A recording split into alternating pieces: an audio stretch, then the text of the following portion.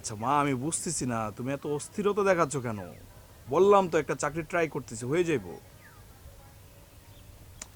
আমি বুঝলাম না, তুমি এমনভাবে কথা বলতেছো মনে হয় আজকেই মারা যাওয়া, আজকের মধ্যেই তোমার ছেলের বউ লাগবে, ছেলের বউর চেহারা তোমাকে দেখতেই হবে। উফ, আমি তোমাকে কতদিন বললাম আমার পছন্দের কোনো মেয়ে নেই। হ্যাঁ, ও গড, কখন থেকে যে দাঁড়িয়ে আছি, একটা রিক্সাও পাওয়া যাচ্ছে না আজই। মা আমি একটু পরে ফোন দিচ্ছি তোমাকে। হ্যাঁ ঠিক আছে। Excuse me. জি। এই জায়গার একটাই সমস্যা, মানে রাইট টাইমে রিক্সা পাওয়া যায় না। আপনি কোথায় যাচ্ছেন? আমি কোথায় যাব সেটা জেনে আপনি কি করবেন? না মানে আপনি একা একা দাঁড়িয়ে আছেন, রিক্সা খুঁজছেন, সেই জন্য জিজ্ঞেস করলাম। ওয়াও, আপনিও তো সে কখন থেকে একা একা দাঁড়িয়ে আছেন। কই, আমি তো আপনাকে কিছুই জিজ্ঞেস করিনি। Sorry sorry.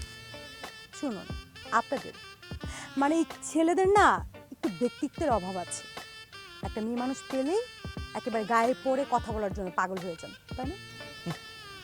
আপনার কাছে তাই মনে হয় না? মানে নিজেকে কি সুন্দরী মনে করেন? সরি, আপনার দেখেন তো আমাকে দেখে আপনার কি মনে হচ্ছে? আমি খুব অসুন্দর আপনার চোখে? না না, আমি কিন্তু সেটা মিন করি। আপনি সুন্দর, খুব সুন্দর। জাস্ট আমি বলতে চাই, আপনি যদি আপনার মনটা, আমার মনটা কি? না যদি মনটা পরিষ্কার রাখেন তাহলে সেটা আপনার জন্যই ভালো।